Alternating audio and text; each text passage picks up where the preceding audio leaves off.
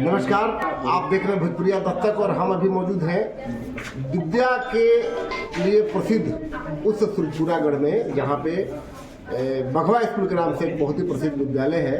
अब वहाँ पर पहले हॉस्टल हुआ करता था और हॉस्टल में काफ़ी दूर दूर के लोग पढ़ा करते थे, लेकिन अब थोड़ा सा कंसेप्ट यहाँ चेंज हो रहा है और यहाँ पर लाइब्रेरी जो है अब केवल पटना और दिल्ली में ही लाइब्रेरी नजर नहीं आते हैं। आप देख सकते हैं थोड़ा सा इधर आप मोबाइल के माध्यम से कि कितना लाइब्रेरी में कितने बच्चों के लिए सीट निर्धारित किया गया है। अब बच्चे बैठकर यहाँ पढ़ेंगे और डिजिटल टेक्नोलॉजी से अपनी जानकारी जो है प्राप्त करेंगे। तो आज इस विजयी भव लाइब्रेरी की स्थापना थी, जिसमें विक्रमगंज डिवाइन पब्लिक स्कूल के उपनिदेशक अखिलेश कुमार जी और भारतीय जनता पार्टी में तेजी से ग्रो करने वाले, अपनी स्थान बनाने वाले अखिलेश कुमार जी हमारे बीच यहाँ मौजूद है। उन्होंने ही इस संस्थान का उद्घाटन किया और उनके सहयोगी में बड़ी कद्दावर राजनेता सुदामा पांडे जी भी मौजूद रहे।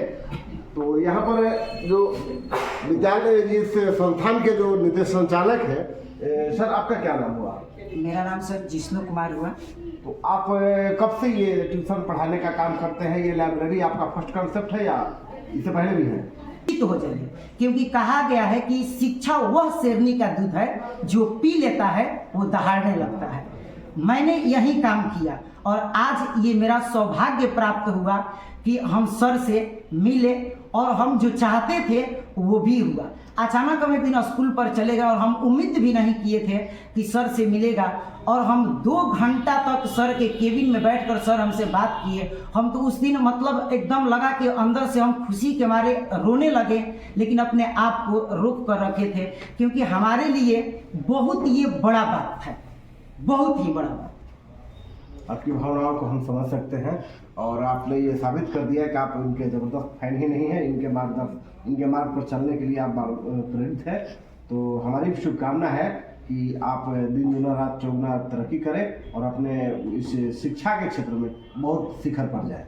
धन्यवाद। इस विजयी भव लाइब्रेरी के संचालन में महत्वपूर्ण योगदान देने वाली शिक्षिका संजना, इनका भी बहुत अहम रोल है, लेकिन ये कैमरे पर आने में थोड़ा शर्मा रही थी। जानकारी मिली कि इन्होंने बहुत महत्वपूर्ण भूमिका निभाई है और ये मुख्य स्तंभ है। तो संजना, इस लाइब्रेरी वाले कंसेप्ट का दिमाग में ख्याल कैसे आया? सबसे पहले तो जब हम लोग 10th का मतलब इस बार तैयारी करवा रहे थे बच्चों का, तो उनके जो पेरेंट्स हैं, हम बोले कि हमें बहुत ज़्यादा उनको मेहनत करवाना है, उनको और ज़्यादा मतलब पढ़ाई करवाना है, इसके लिए कुछ टाइम यहाँ पर रहने दीजिए, हमें उन्हें और आगे बढ़ाना है और विषय की तैयारी करवाना है। तो गार्जियन जो है थोड़ा सा इस चीज़ में लड़कियों को लेकर और ज़्यादा थोड़ा सा जो है कंफ्यूज रह रहे थे कि नहीं लड़कियां हैं, इतनी देर तक घर से बाहर रहना जो है नहीं है। तो हमने इसके लिए मेन तौर पर जो है अपने बच्चों को और पढ़ाएं, हम उन्हें और ज़्यादा टाइम दें। हम जानते हैं कि लाइब्रेरी के बहाने जो है जो गार्जियन है वो किसी भी हालत में अपने बच्चों को यहाँ पर छोड़ेंगे। ऐसे तो ट्यूशन के लिए तो 2 या 3 घंटे मिनिमम होते हैं, लेकिन लाइब्रेरी जब हो जाएगा और हम कहेंगे कि नहीं लाइब्रेरी में पढ़ रहे हैं, तो अपने बच्चों को यहाँ पर वो लोग 6 घंटा 8 घंटा टाइम देंगे और वो फ्री रहेंगे, एकदम बिना मतलब कोई कंफ्यूजन का रहेंगे। इसलिए हम ये मतलब मेरे माइंड में ऐसे ही डायरेक्ट जो है एकाएक चाहिए कि दिमाग में आया कि नहीं हम लोग को लाइब्रेरी ओपन करना चाहिए यहाँ पर। आज अखिलेश सर के साथ में जो उद्घाटन हुआ, अखिलेश सर ने भाषण भी दिया, कैसा लगा ये? बहुत अच्छा, बहुत अच्छा, मतलब इतना अच्छा कि हम बता नहीं सकते। एक पल के लिए तो मेरे आंखों में आंसू आ गया, क्योंकि आप तो सुने ही कि हम बचपन से ही स्ट्रगल करते रहे। हम उस फैमिली से बिलोंग करते हैं जहाँ पर लड़कियों को बाहर पढ़ने नहीं दिया जाता है, लेकिन सर की बातों में एक पल के लिए सच में मुझे रुला दिया। और जब हम पहली बार हम पढ़ना शुरू किए थे, हम 10th में थे, मेरे मम्मी पापा कहते हैं अभी भी कि शादी कर लो, पढ़ाई अब क्या करना है, लाइफ में चूल्हा चौका ही करना है। लेकिन हम कहते पापा से, कल ही हुआ, लड़ाई भी हो जाता है कभी कभी पापा मम्मी पर। कल ही बोले कि पापा एक लाइफ दिए भगवान, अगर 2 भी लाइफ देते तो अपनी इच्छाओं को एक में पूरा कर लेते और दोबारा 50% हिस्सा जो है दूसरे लाइफ में पूरा कर ले। लेकिन अगर एक लाइफ दी है और ऊपर से इतनी सारी इच्छाएं मेरे अंदर भर रखे, इतने सारे जुनून भर रखे, उसको हम कहाँ रखें बताइए आप, हम कहाँ रख कर जाए। लेकिन सर की बातों ने और अंदर से मुझे मजबूत कर दिया, एकदम स्ट्रॉन्ग कर दिया कि नहीं, अब जब भी डिमोटिवेट होंगे ना, कोशिश करेंगे कि सर की बातें मेरी जुबान पर, मेरे दिमाग में, मस्तिष्क में बार बार आते रहे और हमेशा मोटिव होते रहे और आगे बढ़ते रहे। बहुत बहुत धन्यवाद। अभी तक हमने इतना ज़बरदस्त फैन नहीं देखा था। अभी जिस संस्थान में हम लोग आए हैं, विजयी भवन, उसके जो निदेशक हैं, उन्होंने अपनी अभिव्यक्ति में बताया कि ये आपके ज़बरदस्त फैन हैं। तो हमने मजाकिया में पूछ लिया कि आप यही स्कूल खोलेंगे क्या, तो थोड़ा सा विचलित हो गए, लेकिन भावनाएं उनकी मैं समझ गया कि वो आपके शिक्षा वाले जो गुण हैं उससे काफ़ी प्रभावित है। तो यहाँ के आपको कैसा लगा? सर्वप्रथम आपको बहुत बहुत धन्यवाद कि आप हम लोग का इंटरव्यू इतना तत्परता से लेते हैं और समाज के बीच में पहुंचाने का काम करते हैं। और रही बात भाई जिष्णु जी की, तो उनकी भावना है, उनकी महानता है। हम लोग तो सब जगह जाते आते रहते हैं और पूर्व से भी सूरजपुरा मेरे पूर्वजों की ज्ञान स्थली रही है, तो मैं भाव विभोर हो जाता हूँ। चूँकि हमारे में जो बाबा थे वो शिक्षक थे और उनकी पढ़ाई लिखाई यहीं सूरजपुरा की हाई स्कूल से हुई थी। तो बचपन में बताते थे कि हम सूरजपुरा हाई स्कूल में पढ़े। आज हम लोग का सौभाग्य है कि अपने पूर्वजों की ज्ञान स्थली पे आके इस स्थली को नमन करता हूँ। इसमें हम लोग की कोई बहुत बड़ी भूमिका नहीं है। भाई जिष्णु जी बहुत अच्छा प्रयास करके इस इलाके में शिक्षा व्यवस्था के प्रचार प्रसार में लगे हैं।